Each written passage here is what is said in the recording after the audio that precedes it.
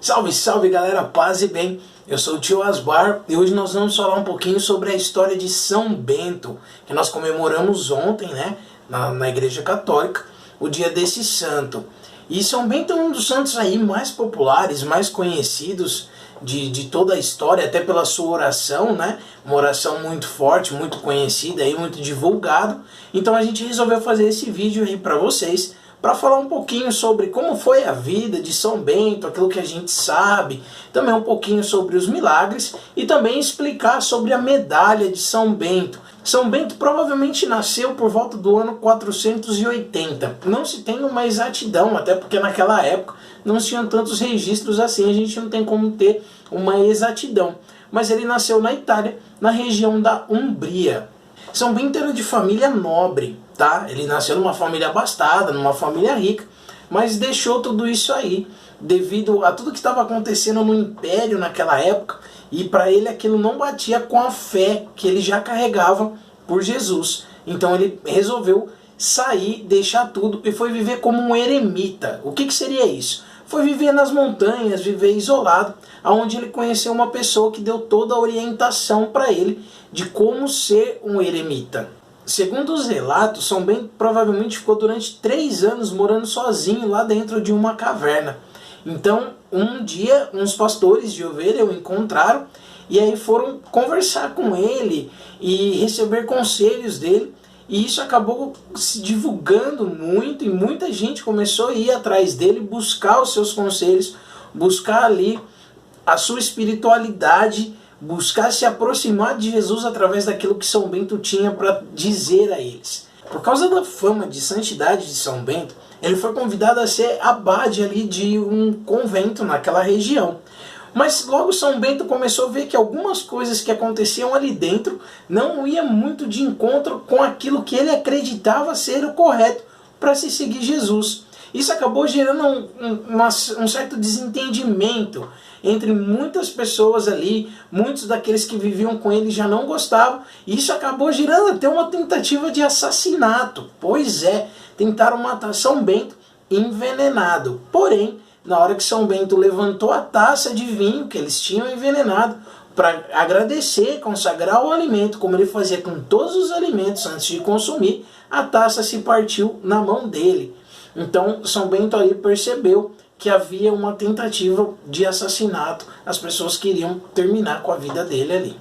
Porém, São Bento não desistiu da sua caminhada. Em pouco mais ali de 10, 12 anos, ele fundou 12 mosteiros. Então São Bento inicia essa vida monástica, essa vida dos monges, o qual a gente já conhece aí, já ouviu falar muito. E São Bento também escreve uma regra que é conhecida aí por muita gente, já tem mais de 1500 anos e a ordem dos beneditinos ainda segue a mesma regra há 1500 anos. É sempre importante a gente lembrar que São Bento tinha um lema muito importante, que era orar e trabalhar. São Bento, dentre as suas regras, frisa muito isso, a questão da fraternidade comunitária, a questão do trabalho, a questão da oração, do recolhimento e do silêncio. Então tudo isso é o que São Bento vem passar para a gente dentro dos seus ensinamentos, dentro da sua vida. Provavelmente São Bento faleceu por volta de 547, com 67 anos talvez. Isso são dados de alguns historiadores, de alguns monges também que estudam ali durante toda a sua ordem para entender melhor a vida do seu fundador.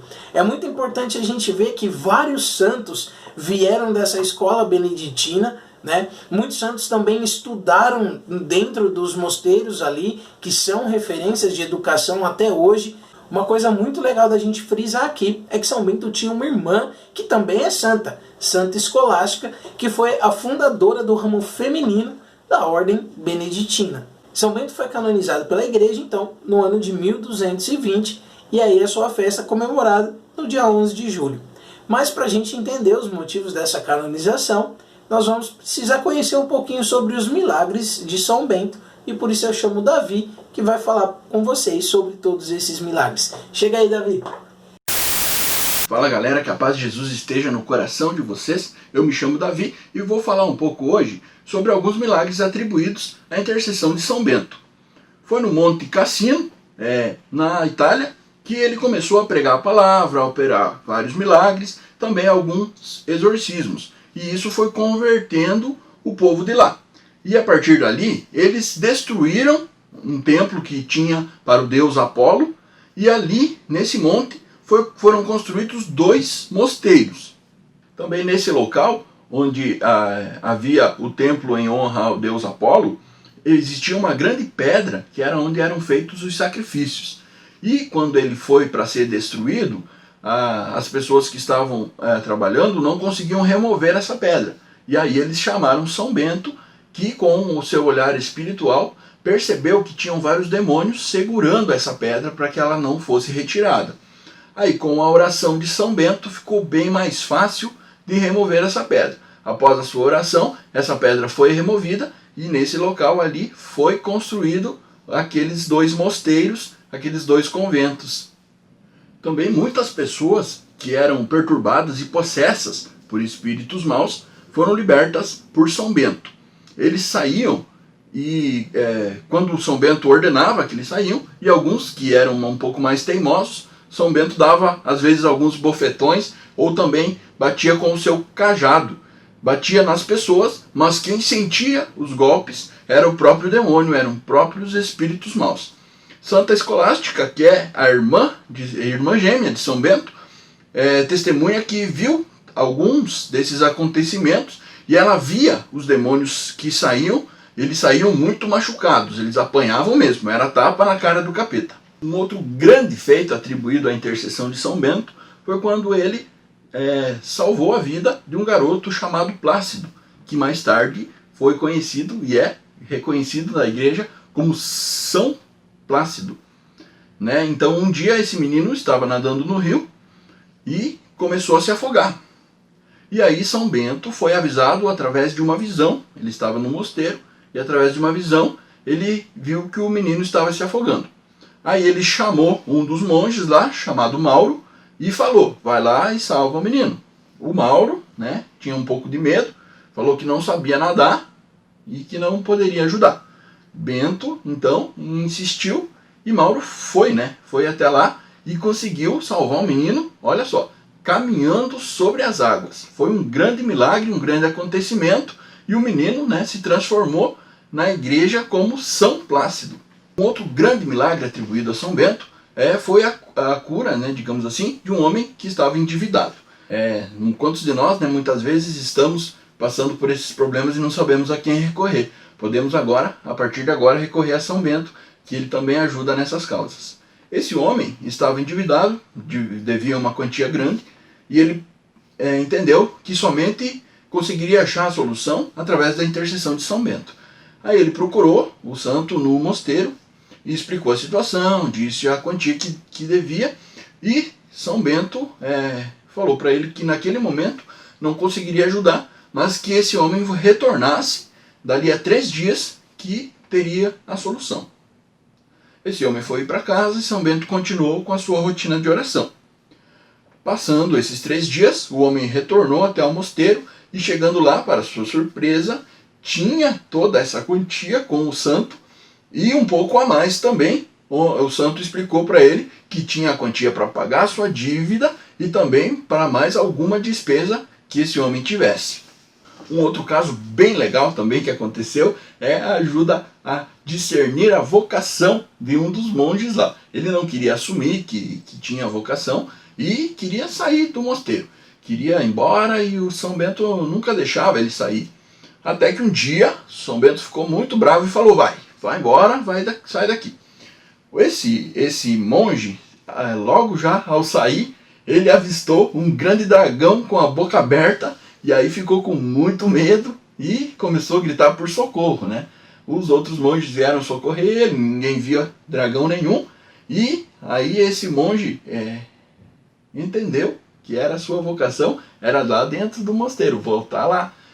Então, muitas vezes você precisa definir e discernir a sua vocação. Peça também a intercessão de São Bento, mas que não precise de nenhum dragão aí na sua vida. E para falar um pouco mais sobre São Bento, quero chamar esse casal maravilhoso, a Paola e o Rodrigo, que vão falar sobre a medalha de São Bento. Fala pessoal, tudo bem com vocês? Eu sou o Rodrigo. E eu sou a Paola. E nós vamos falar um pouquinho hoje para você sobre a medalha de São Bento. O surgimento da medalha de São Bento é meio incerto. Os primeiros registros certos que nós temos datam do século XV na Alemanha, mas alguns outros registros dizem que o próprio São Bento usava ou que ela começou a ser produzida dentro dos mosteiros de São Bento. Então, o surgimento da medalha é uma coisa meio incerta, tá? A medalha ela é um símbolo sacramental, reconhecido pela Igreja, é um objeto sagrado e que ele foi aprovado pelo Papa Bento XIV no ano de 1742. Então, aqui na medalha nós temos, algumas inscrições. Elas são todas iniciais em latim. Aqui nós temos a Cruz Santa do Padre Bento e aqui é onde começa a oração, Aqui, depois desse sentido e seguindo assim, dessa forma. E aqui a palavra paz. Essa é a parte da frente da medalha. E na parte de trás nós temos São Bento segurando a cruz e o livro da lei da Ordem Beneditina.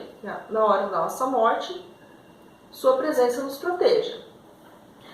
É importante a gente lembrar que a medalha de São Bento ela não é um amuleto, ela não é um símbolo, aliás, ela não é um objeto místico que bastando portar vai te trazer proteção ou vai te trazer um milagre. Não é assim que as coisas funcionam, Ele é um objeto de devoção, é sim um objeto de proteção, é um objeto sagrado, mas ele não é um amuleto, ele não é uma coisa mística que só o fato de você portar vai te trazer proteção. É preciso ter fé, é preciso usar isso da maneira correta. E se usada de forma correta e com fé, ela pode nos livrar de algumas epidemias, venenos, doenças específicas, alguns malefícios e dos perigos espirituais e materiais que possam causar o demônio. E, como eu já disse antes, a medalha de São Bento ela é um símbolo de devoção, ela é um símbolo de proteção e ela é um símbolo do cristão, do devoto de São Bento. Ela é sim, como eu já disse antes, uma medalha muito poderosa e que pode não só nos livrar desses males que a Paola citou, mas ela também pode ajudar na conversão de outras pessoas. Portar essa medalha pode fazer com que as outras pessoas nos vejam como cristãos, se espelhem na gente, ou até mesmo que esse símbolo chame a atenção dessa pessoa para ela se voltar para Cristo. E a Paola tem uma história muito interessante que aconteceu com ela, com a medalha de São Bento, que ela vai contar para vocês agora. Primeiramente, queria explicar que eu não era católica, desde o nascimento, igual o Rodrigo. Eu me converti mesmo ao catolicismo há mais ou menos uns 3 anos. Eu fui batizada e crismada em 2018. Então eu não tinha basicamente nenhum conhecimento sobre a Igreja Católica, seus símbolos, nada. E essa história aconteceu antes de eu conhecer o Rodrigo, Mas enfim, na minha época de escola, tinha uma colega que sentava bem na minha frente. E bem na beiradinha, assim, da carteira dela, tinha uma moedinha.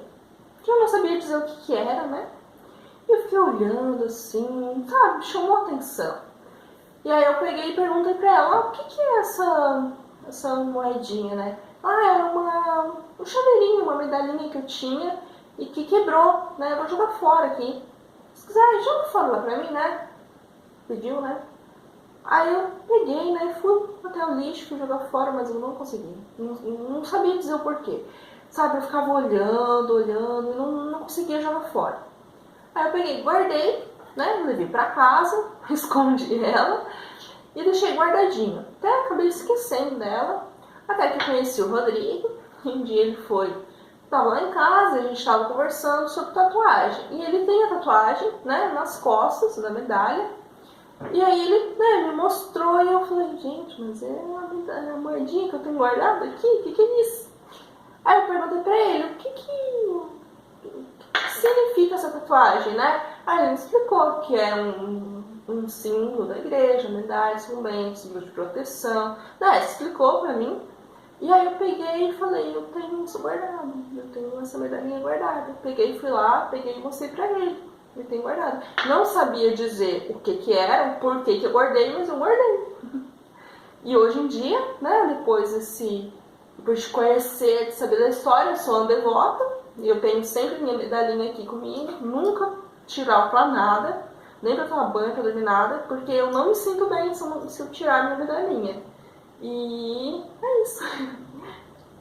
Então, pessoal, Deus ele se manifesta, ele fala com as pessoas de várias maneiras. A Paola ela disse para vocês que ela se converteu há mais ou menos 3 anos. Mas talvez o primeiro chamado de Deus na vida dela foi ali, em cima daquela carteira com aquela medalhinha. Então por isso que é importante, às vezes a gente, sendo católico, portar os objetos sagrados da Igreja Católica sempre conosco, né? E por hoje é isso. Espero que tenham gostado do vídeo e até a próxima. Até a próxima. Tchau. Tchau. Se você gostou desse vídeo, não se esqueça de curtir e compartilhar. Assine o canal para mais vídeos sobre o tema e aproveite para assistir o nosso último vídeo. E até a próxima.